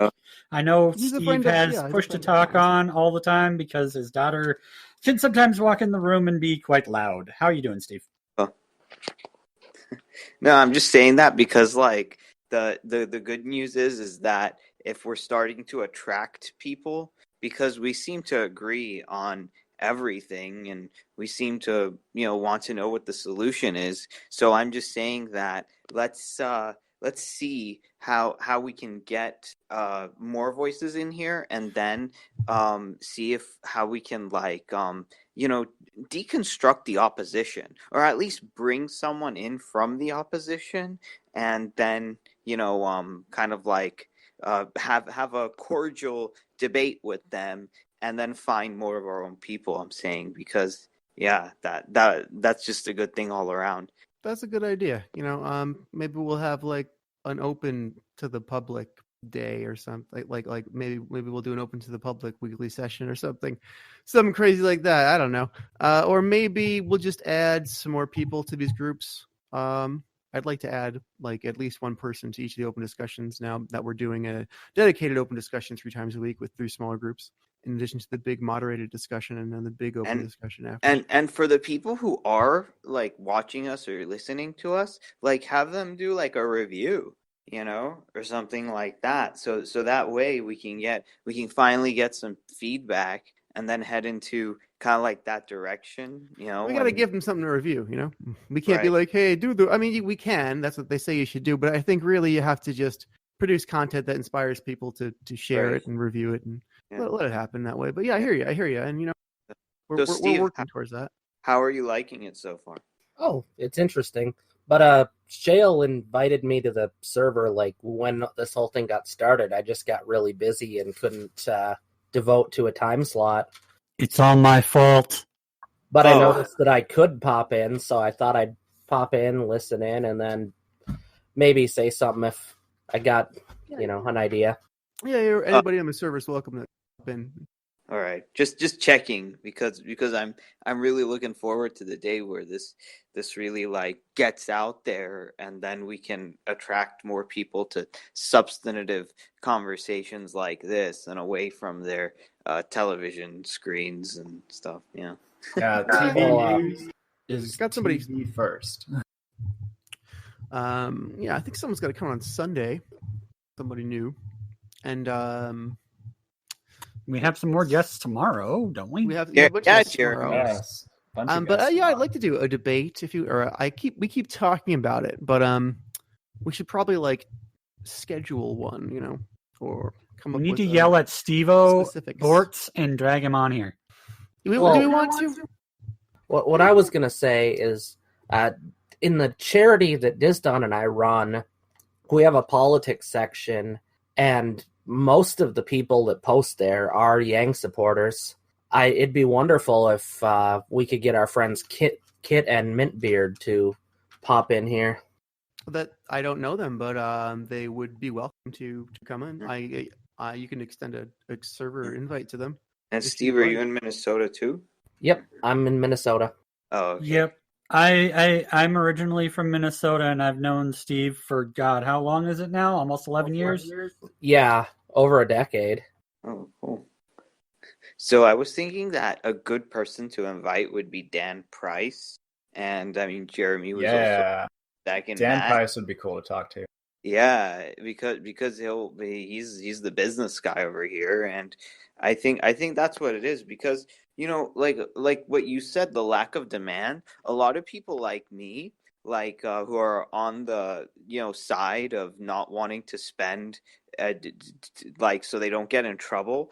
I just have like all of these savings saved up, but a lot of times I don't want to spend it because I have nothing coming in. So I'm mostly just buying the basics, but it's not like I just want to buy the basics. I want to buy maybe like a big ticket item here and there and have more fun with my money, but I'm not doing that because it's like I got nothing coming in. So it's like, yeah. And that's so really what Yang was talking about when he said it was more than the money, was financial security creates an ability for you to actually aspire to a bigger purchase, to actually make a better decision.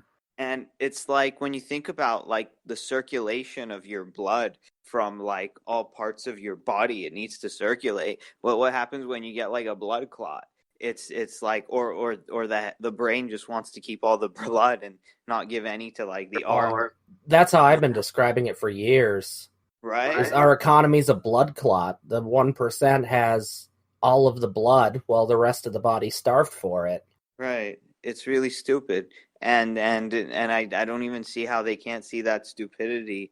And it's yeah, and then when there's no, that's why they call it circulation. It's with no circulation, you don't have anything.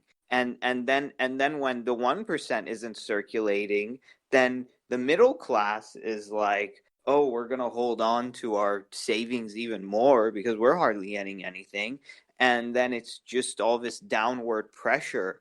And then the people who like hardly have money, they're like, they're gonna do. They nothing is circulating, so they can't really. What they're gonna get hired for a job where nobody is buying. It makes no sense. It's that what you described is what I say a lot as everyone can be rich or everyone can be poor. It just matters how much you spend. And right now we have a bunch of poor people who aren't spending anything. Can you describe what you mean by that, Sheridan? Everyone can be rich, or anyone can be rich, or anyone can be poor. What do you mean? Everyone can be rich, or everyone can be poor, because it's the functional way capitalism works in markets. One person's spending is another person's income. If everyone is spending their money to someone else, they can spend their money to someone else. But if no one's spending anything, then everyone is just as poor as everyone else. Okay, I see. So what we need to do is make everyone rich. That sounds great. So Ariel, why don't we act on your suggestion? Why don't we figure out right now what a good time to have our first debate would be? A weekend would probably be most available for most of us. Maybe next Saturday after the moderated debate, we can do the open discussion and like take another break and then just do, I don't know, it'd be a long session, but that's good for Twitch traffic. Well, here I'm do a thinking debate after that, like Saturday night, maybe like 8 or 9 at night. I'm thinking like a lot of times, like, there's a lot of like, not all of them, but conservative minded people out there who think like, oh, like you just can't debate with anybody who's on the Democratic side because their feelings take over and they're not dealing with facts and all that. I'm thinking we get people like that in here and show them, like that we're like our facts are actually here, Well, but I mean, I'm not saying like, totally, but it's the thought. Well, also it's great to have an exchange of idea and perspectives. Yeah.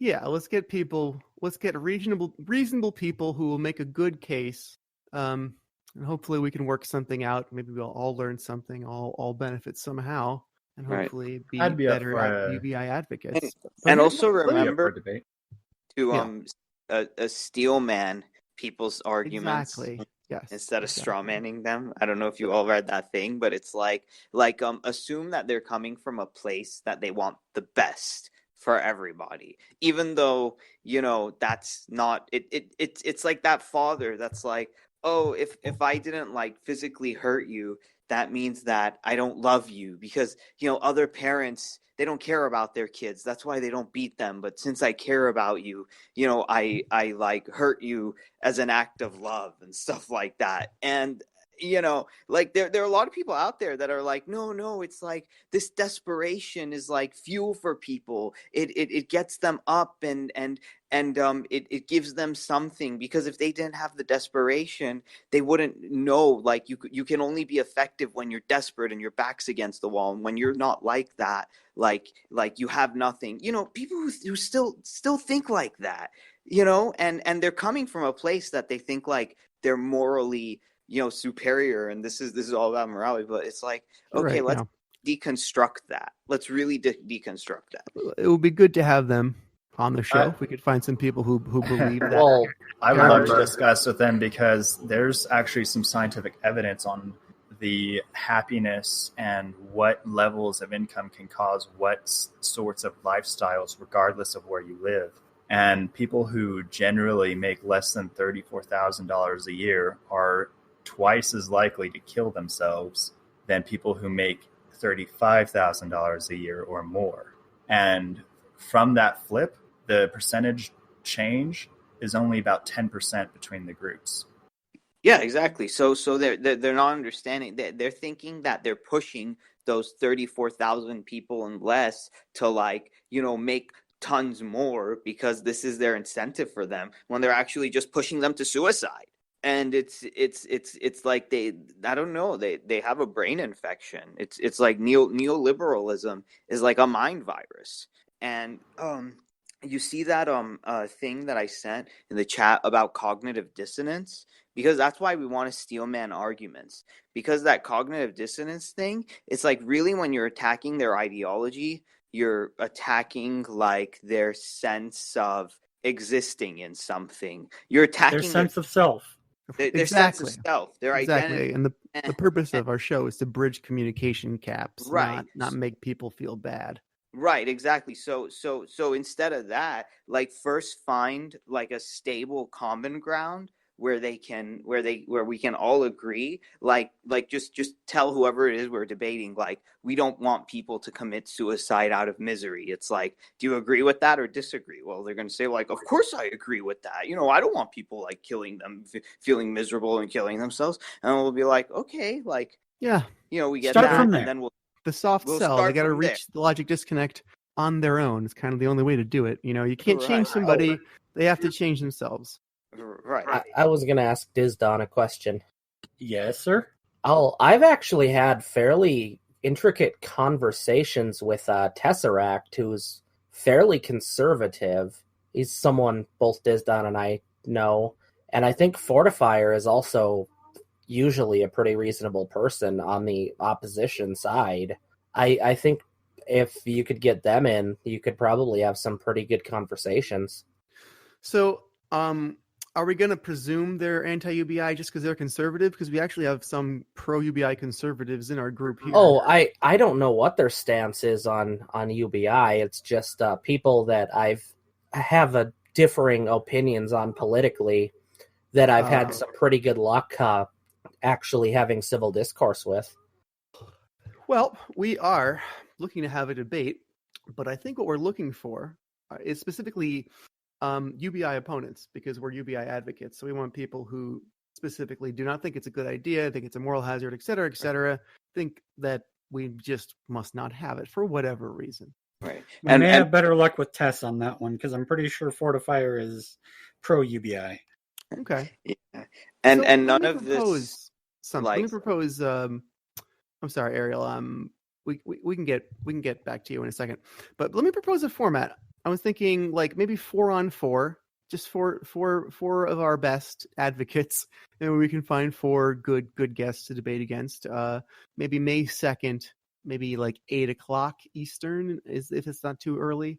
What do you think, Jeremy? Could you do that? 8 a.m. Eastern? No, 8 p.m. Oh, 8 p.m. I'm like 8 a.m. Saturday damn, night. It'd be like 6 a.m. for me. Saturday night for all the nerds who want to stay home and have an academic debate on Twitch. But you know, everyone's a nerd who stays home because of the coronavirus. So 2020. Well, Anyway. I'm actually probably the biggest nerd because I have a D&D game Saturday nights. Everyone has a D&D game in this group. That's the thing. My name is literally Tabletop Steve. Stop reminding me that I need to get back on the horse of making the dang Ghostbusters tabletop RPG scenario. I'm gonna have my DM on Sunday. He's Right. gonna be And Over the Is it- summer, I might run something. I Is don't it know. beefy, Shael? It's not beefy. Damn it. it'll be a better debate because we're not saying like, oh, do you see, like, we're gonna own you or like destroy you and all this other like Yeah, BS. it's nice that we own the space, the virtual space here, so we can set the tone. We're not trying to own anybody. We're tired. I'm tired of that. That didn't work. Yeah. We need a new politics. Yeah, We're trying to own the current system to a point where everyone actually gets a say. Yeah, we're trying to own society. And it's good to actually have differing opinions and true intellectual debates where you're actually exchanging ideas and points of view. Well, we're trying to own our own lives. I mean, and not be a product of circumstance of like, we have to make ourselves desirable to either some relationship or random stranger because we count on them for our source of sustenance. What can be more, like conservative or, freedom thinking than that? Like true freedom. I'm no longer, a slave to your, whims because I have my own sustenance coming in that I can do something with. Work for yourself, not for someone else. This whole this one-time stimulus has helped me pay back my business partner for he paid a lot of our stuff up front, like our LLC license, and it's giving me a little bit more leeway for actually releasing our first product. Yeah, and then there's no guilt in the back of your head, like, oh, like I still owe this person something because they did this. You know that there's always that guilt of like, or that thing is like this person is providing for, my living expenses, and a lot of women are in this situation. So that makes it okay for them to mentally and physically abuse me because I need, if I want the money, I need to take the mental and physical abuse or I have nothing. So at least I'll have something, but it comes with these strings attached. And a lot of these relationships are with so many strings attached because of the carrot at the end of that thing. Oh, yeah. My sister-in-law was in that same situation with my brother-in-law, that he was, like, just horrible to her, but she had kids to support, so she had to stay in that relationship for a while. Eventually, she just decided that it'd be better to be extremely poor and struggle day to day than to put up with his BS. And that's the sad choice that we've been forced to make with our current society that doesn't even realize how capitalism is supposed to work. Capitalism is supposed to work on supply and demand and exchange of cash for goods. If nobody has the cash to exchange for goods, how are we supposed to have an actual working capitalist society? Look, this may sound a little like extreme, but I think like a lot of these schools and universities are just like brothels creating prostitutes for like corporations. It's like what good are you? It's like, look, if you don't, they become pimps. It's like, look, either. I know exactly what you're talking about. It's the academia to corporate funnel, and that's actually not on the academia side. That's corporate spending a shit ton of money to ensure that those brilliant people don't go work on the Mars program, instead come to work in financial speculation. So the schools are simply there to take the money. They're not trying to. Well, it's just the money's there. Yeah, it's like also like the capitalism we have. It's not just making a product and selling it at a slight markup to make a profit, because now with the stock market and Wall Street the way it is, companies can just sell and buy back their own stocks and just artificially inflate those numbers to the point where they don't actually even need to make or sell a product to turn a profit. Yeah, we keep coming back to this again and again. It is fascinating and terrible and terrifying. It's a zombie economy with the what is it that they keep doing to quantitative easing is the day. This is a brilliant case study on you get what you measure for.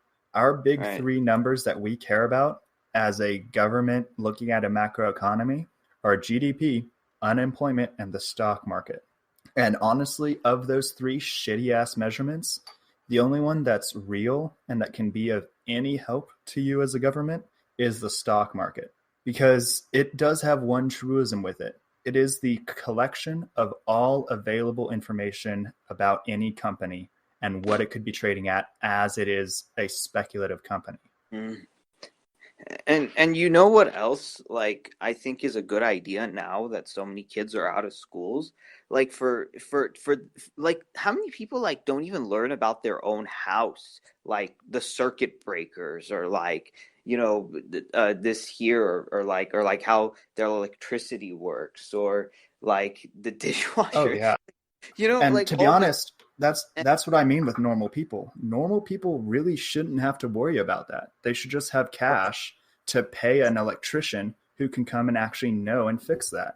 And utility, you know, and bills. It's like so many years of your life, like your and it's on the parents. Like, your parents don't talk to you about like the bills that they pay or the rent that they pay, because some parents just assume that like you're going to understand that naturally. Just think about your grades. That's the one most important thing, your grades, but don't worry about the adult stuff that we do.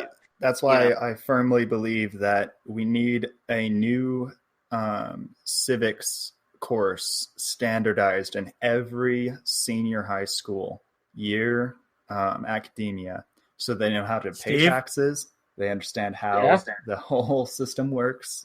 They understand what money is and what financial literacy is, how to actually keep books, you know, how to be a capitalist. And people aren't taught that. Isn't this something that we have heard before, Steve? Oh, this is stuff we would sit and talk about till 2 a.m. back in college. This is stuff that we talked with our professor, Mr. Carney, about. Oh, yeah. Stuff from the Yang campaign. Oh, he'd be a wonderful person to get on here. I don't even know what he's up to nowadays since he retired. He is currently running his hobby farm and making Christmas trees. What Yang says about financial literacy is you can give people all the theory in the world, but it doesn't mean anything to them until they have $2 to rub together. So they're not going to remember it, and they're not going to use it. They're going to learn it. Exactly, and that's why I believe his idea of a basic income at 18 and a senior year civics financial literacy course at 17 or just before they graduate at 18, they would have cash, or at least have cash soon enough to actually put it into action. It was brilliant. And having the cash disbursement part of UBI for parents of a certain amount that could, at a certain age, be distributed partially to the child as an allowance would be also great, because then they'd know what to do with their money. And, of course, the Yang's idea about giving everybody a little bit of money that they can only use for helping someone they like politically. Oh yeah, his democracy dollars is fundamentally changing to what our capitalistic democracy would look like. Because for me personally, I'm a pluralist. I 100% believe businesses should be considered people, and they should have their voice heard, because they have political interests that are separate from their workers and even their management team. But you want it to be more small business. No, I do think big businesses also have a voice and a political right to be heard, but that's in a different format. They should be absorbed by the government because they're too big to fail. They've won capitalism. You won capitalism. Now you are a branch of our economics division. Thank you. Exactly. Yeah, if you're too big to fail, you're too big to exist within a market that can't be perverted by a very large force. Can we create a new monopoly game that has those rules? If you have to be bailed out as a public corporation, the equity that you are bought out for should be paid to the government so that they can use that money that will appreciate. Those assets will appreciate, and they can take that money and distribute it to citizens and make the basic income either more generous or cheaper on their books. Either way, it's good. I'm sure that's why we're still talking about nationalizing the airlines in the Second CARES Act, right? Exactly. Because that is genuinely of national interest. We have to have an ability to fly consumers to all kinds of different markets as a capitalistic economy. And we need to talk the same thing about the internet. Well, if it's my taxpayer money, it's I agree. Yeah, the internet, the public utilities, all that should be owned and paid for by taxes. Like that whole decision about net neutrality with the FCC and a GI was trash. That was despicable, and that needs to be revoked. Right. I'd like to have like 10 free flights or something like that, since the airlines were bailed out. Fly for free now. That would be nice. Honestly, I would be 100% happy with going back to 1930s flight pays. $20 for a cross-country airline, first class. Oh, man. That would you have to remember what copay. The average pay was in 1930s as well. I completely agree. We do need to tackle inflation as a whole and reformat our economy to be deflationary, because that's the only way money is going to get power again, and debt is actually going to be looked at as an evil again. Right. And if I got like the UBI, I would be like, okay, you companies have to earn my money. I mean, I would be in that sense, like, I'm your boss. If you want the money that I get, like, you're going to have to show me that you're worthy of it. Once you have more money, you can be more discretionary with it. And I mean, that's why these proposed capitalist favorable candidates in both, Republican Party and the neoliberal part of the Democratic Party, why are they not pro-UBI? Why do they not realize that if every individual in the country was given $2,000 a month, that they could freely spend how they want, that would actually increase the wealth of the wealthy? I absolutely explain that now, and it's not their cast. It's because they are beholden to lobbyists. Lobbyists gain violations and corporations as much money as possible. And unions are the numbering that a UBI encourages. Corporations do have to pay unions to fund, or they have to employees cover union costs. And remember, your dollar is your vote. That's exactly. That's like another right to vote. I mean, you like regular voting, the kind of ballot thing comes like once every few months. That's not really a vote, but every time. Yeah, if we had UBI, we could lobby. Exactly. That's the real reason that they don't get the money out, because money can pay for anything in our economy. With the ability of our government withholding the money, I think gives it more value. Not anymore. And we're just stuck waiting for this economic bubble to pop so the lobbyists can change their mind, I suppose. Well, let's just hope that they take the advice of our dear president's great medical doctorate, and that they decide that if they are to get COVID, that they must drink bleach. Yeah. Hashtag Tide Pod President. All right. Yeah, it's the new Kool-Aid. Someone tweeted him a it week sounded from like now. you said you cut out, and I thought you said drink blood for a second, which also works. Now that's just for Hillary Clinton. And all the other vampires. If we only had one vampire in the government, then we would not be in this situation. Exactly. And that's figurative. That's not literal. That's why I believe the American scorecard is honestly the only other policy that we should be pushing for before UBI. It's that and UBI at the same time, or just UBI first. Because reorienting the entire economy to follow human desires is so powerful that overnight we'll see businesses change their models. Right. Yeah. Now it's just like flood penniless people with a ton of advertisements, and those people won't buy our stuff anyway.